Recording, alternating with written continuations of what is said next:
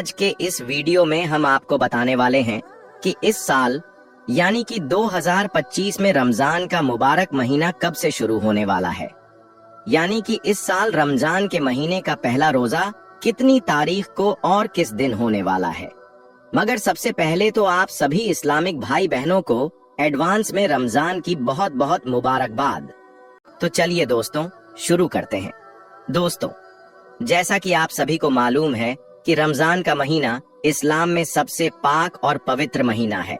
रमजान का महीना शाबान के बाद में आता है। रमजानुल मुबारक इस्लाम का 9वां महीना होता है। रमजान के महीने को नेकियों का सीजन भी कहा जाता है, क्योंकि अल्लाह ताला इस महीने में अपने बंदों के लिए नेकियों के भाव को बढ़ा देता है। यानी कि अगर कोई रमजान के महीने में एक नेकी करता है तो अल्लाह ताला उसे 10 गुना बढ़ाकर अज्र देता है। यानी कि रमजान में नेकियों का भाव 10 गुना तक बढ़ा दिया जाता है। और आज हम आपको इसी बाबरकत महीने की खबर देने वाले हैं। यानी कि इस मुबारक महीने का आगाज इस साल यानी कि 2025 में कब होने वाला है। 2025 में पहला रोजा कितनी तारीख को और किस दिन रखा जाने वाला है। यानी कि 2025 में रमजान के मुबारक महीने का आगाज मार्च महीने में होगा इंशाअल्लाह। इस साल रमजान के महीने का पहला रोजा 2 मार्च 2025 इतवार के दिन रखा जाने वाला है, क्योंकि 2025 के कैलेंडर के हिसाब से इस साल 1 मार्च 2025 शनिचर के दिन रमजान शरीफ का चांद होगा। यानी कि चांद रात होगी, पहली तरावी पढ़ी जाएगी और इसी रात पहली सहरी खाई जाएगी। और इंशाअल्लाह 2 मार्च 2025 के दिन इस साल का पहला रोजा रखा जाएगा।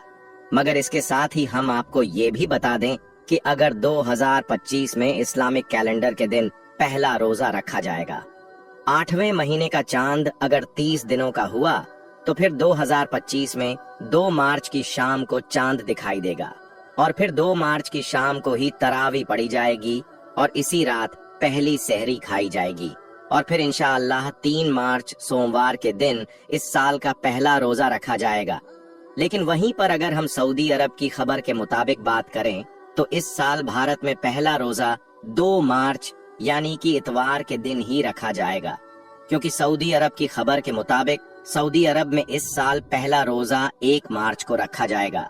इस हिसाब से देखा जाए तो हमारे भारत पाकिस्तान में इस साल का पहला रोजा 2 मार्च यानी कि इतवार के दिन रखे जाने की पूरी उम्मीद है। मगर इसके साथ ही आप इस बात को भी याद रखें कि आप इस तारीख को फिक्स ना समझे, क्योंकि आप सभी को मालूम है कि इस्लाम में रमजान महीना चांद पर डिपेंड करता है। अगर रमजान का चांद एक दिन आगे या पीछे हुआ तो फिर ये तारीख भी एक दिन आगे पीछे हो सकती है। इसलिए आप इस तारीख को फिक्स ना समझें और चांद दिखने तक का इंतजार करें।